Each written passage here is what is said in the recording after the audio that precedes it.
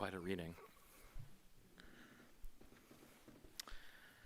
So I'll take you back in time. This was now a number of years ago. My family lived in the Bay Area of California. This was during the era when some of the wildfires were at their worst in that area. And one day I got home and I had a letter in our mail. It was a notice from the insurance company that we were using for our cars and our house. And they said they were canceling our house policy. Or to be more specific, they were canceling the one we had, and they were happy to offer us a new one at a similar rate. The new one, though, would not insure us in the case of fire. I feel like I need to repeat that because it sounds so bizarre. It would not insure us for fire. They would insure our house as long as it didn't burn down. Now, perhaps given what was happening there in that part of the world, this shouldn't have shocked me as much as it did, but it did. I never expect my home to burn down. I don't think any of us do, but this is the sort of thing that happens. And we live with a chance of the unexpected every day, of course. Some of it is bad or scary, a house burning down or a car wreck, a medical diagnosis. Some unexpected things are good, running into a friend at the store, getting a present from a friend or a family member, or finding a $20 bill tucked away somewhere that you had forgotten about. So how do we deal with the unexpected in our lives? So back to my house insurance. I learned later that this was happening to many California homeowners, that homes in high or moderate risk areas were having their insurance policies canceled. Thousands, tens of thousands of houses. So I called our agent, which is what you do, trying to stay calm, and she assured me that we will fix this. The company that had insured us was one that she actually worked for, but she also had independent agents in her office. We would just get bids from other providers. And a couple weeks later, we had a new insurance policy. It covered fire, and it was for about the same cost, maybe a modest increase, but all was well. Or was it? I mean, if our house did burn down, either through natural causes, that is wildfire, though it certainly has a human component there too, or if it burned down through something we did, the insurance would cover it, subject to how long and how much they would actually end up covering, but our lives would be vastly affected. I had congregants who had lost their homes, and even though they were restored in some sense monetarily and had houses fixed or rebuilt, replacing that monetary cost was barely a beginning. And so fire insurance is not enough, it seems to me. And this thought made me think back to seminary, because I often disagree with sort of our conservative friends in the religious spectrum. I hope that's not a surprise to any of you. But it's interesting to me to find the occasional point where I happen to agree with them.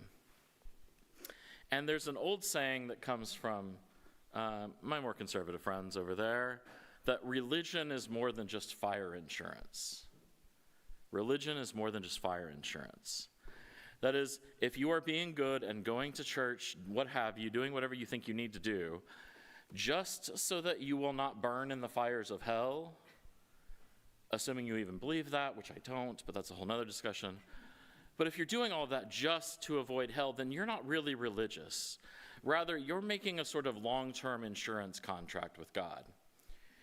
I'll be good so that I will not be punished. There's some benefit to that, don't get me wrong, but insurance is just what we get to deal with things that we hope won't ever happen, right? The best insurance is the one that you never ever have to use. But the insurance we do have, that we use, we pay, often monthly, but however often, making essentially a small bet each month, just in case something terrible happens. We only get the payout if something bad happens. And there are, of course, many people who approach religion in just this way.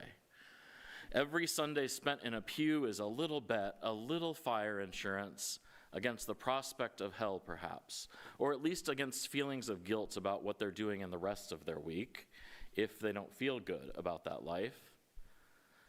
And I believe differently, that religion, at least done well, offers us something to deal with the unexpected and tragic, the simply awful.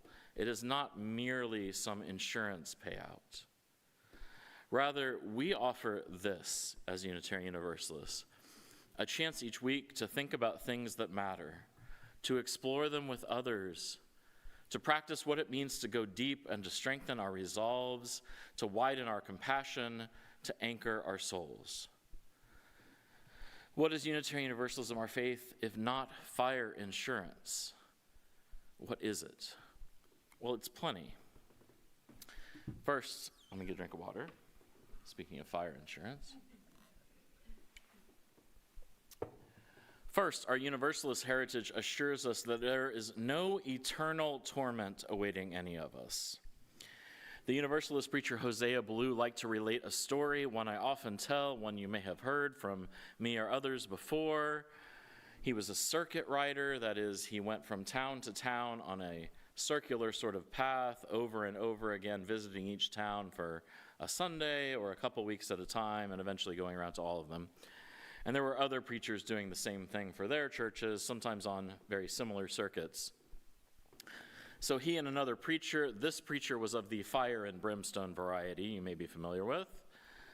They were riding between towns, between two stops on their mutual circuits. And the other said, "Brother Ballou, you don't believe in hell, is that right?" And Ballou said yes, that his Universalism proclaimed there was no such punishment waiting. And the other preacher said, "If I didn't believe in the fires of hell, what would there be to stop me from hitting you over the head and stealing everything you have right now?" And Ballou said, "Well, if you were a Universalist, the idea wouldn't even occur to you." I don't know if that's true or not, but it's a nice thought. But Universalism definitely assures us that whatever happens, if anything, after our deaths, it is not eternal fires or punishments. And that, moreover, whatever happens, we're all going to be in it together. More than one Universalist noted that if we were all going to spend eternity together, then now is probably a pretty good time to start practicing getting along, which is easier said than done. I acknowledge that fully. It means I have to find a way to get along with people I hate and detest, people who annoy me constantly, people who I disagree with about all sorts of things, some of them not very important, and some of them very, very important. Does getting along with them mean convincing them around to my way of thinking? Does it mean finding some way to coexist peacefully despite our differences, if that's possible? Does it mean something else that I am not yet ready to imagine? Does it mean all of those things? I don't know. But I'm pretty sure that whatever it is not easy. And that the sooner we get started with it, the better. And our Unitarian heritage, the other side, gives us a bit of hope on that front, because it assures us that through effort and reason, we can work to make things meaningfully better.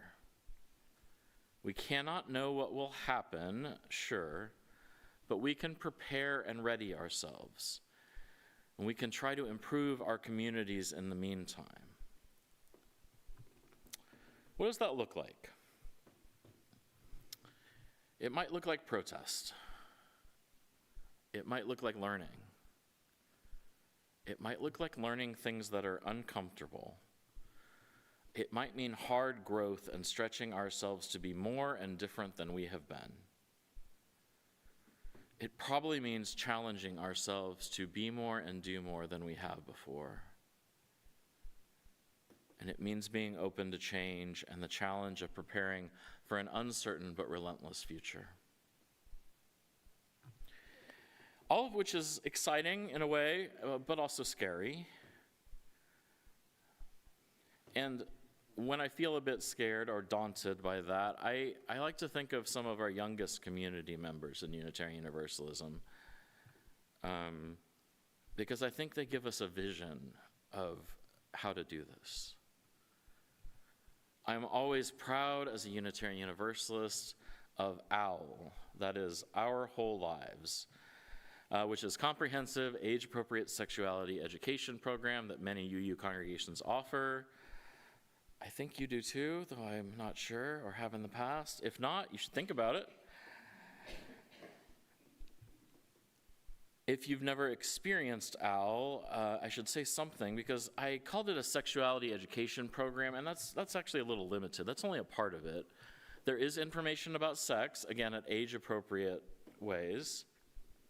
There's information about body parts and about reproduction, but that's only a part of the curriculum. It's also about health and relationships and consent and what it means to be a healthy, compassionate individual. OWL is another way that we can prepare for the unexpected, or at least the not yet experienced. And the way it teaches us that is by learning and practicing. Our tradition has a long history of teaching and learning and curiosity, and of believing that more information is almost always better than less. So with Our Whole Lives, we offer information, we offer a safe place to discuss and explore real important things.